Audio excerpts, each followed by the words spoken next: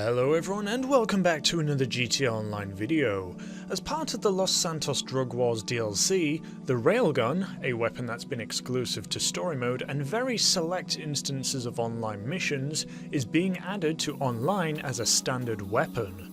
Now for the longest time, the Railgun has been one of those things that players have not been allowed to have, mainly because of the fact that it's pretty much the ultimate weapon, the definitive Widowmaker, the Reaper of Souls. But now I guess Rockstar have just gone ahead and decided, the game's broken as it is anyway, so we may as well add the thing. But before we get ahead of ourselves, let's sit back and take a little look at the weapon to see what exactly we're dealing with. Now when the Railgun does eventually come out sometime in 2023, it'll be acquired by finding a gun van that's travelling around the map. In the back will be some sketchy dude who will have the Railgun just kind of lying there for sale. Currently, as I'm writing about this, it's unknown how we will eventually find this guy, but hey, this is how we're going to be getting the weapon.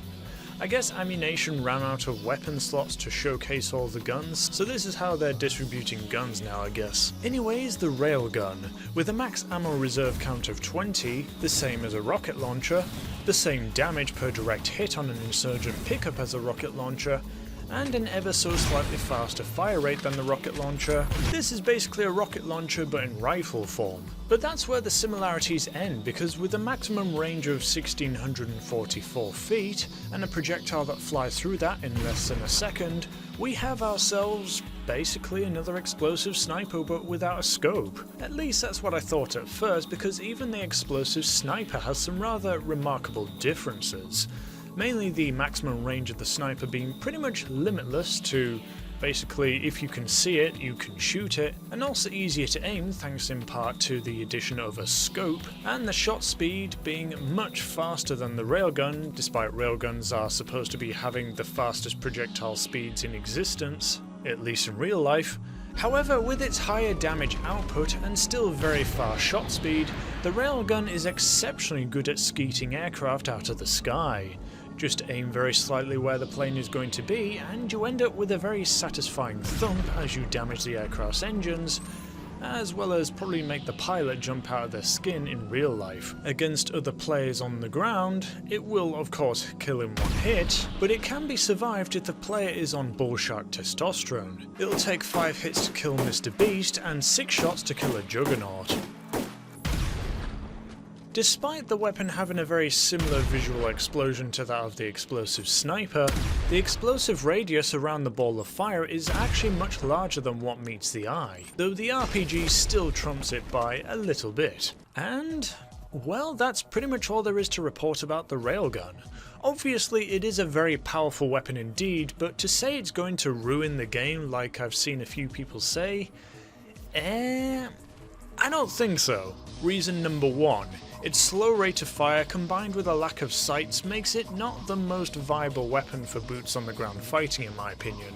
Unless the shooter is at a higher altitude from the target, like they're stood on top of a house or something, then in that case it might be a bit more viable as an effective personnel weapon. But then again, you could also just use the rocket launcher or something. Reason number 2. It's going to be expensive to shoot, just like the RPG and the homing launcher. Reason number 3. There are a lot of weapons that are much more suitable than the Railgun in almost every sort of situation. Let's say you need to hit someone far away. You wouldn't use a Railgun, you'd use a heavy sniper with fire bullets. Let's say you need to hit someone very close to you. You could use a rocket launcher or a shotgun, sticky bombs, friggin' anything will work. Need to take out an armoured vehicle like an insurgent? Just use a minigun, or just straight up avoid them if they're in a tank or something. The Railgun isn't really going to save you in that kind of situation. But what if you need to take out someone who's coming right around the corner? Yeah, may as well just start fighting now. Okay, let me get ready for battle then. The ballistic armor. I like your thinking, just... Yep, do... Yeah, get revolvered, bitch! Yeah, they still haven't fixed this insane glitch. And I hate to say this, but I'm kinda happy they haven't fixed it because I love the revolver glitch. You go quick. Wait, can I? Oh yeah! Oh my God.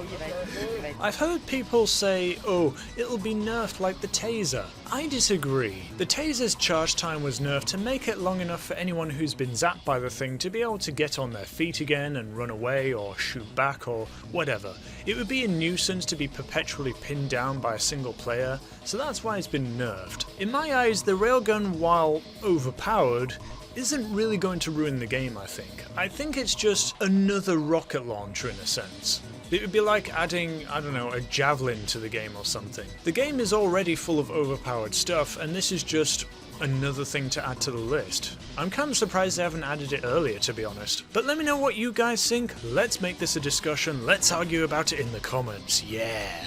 Let's make two teams, pro railgun and pro screw the railgun, and have ourselves a little war that'll hopefully not end up by anyone getting doxxed. But in the meantime, I hope you enjoyed the video. If you did, make sure to leave a like, subscribe, and ding the dong, because that actually makes you be able to watch my videos. And I'll see you around, my dudes.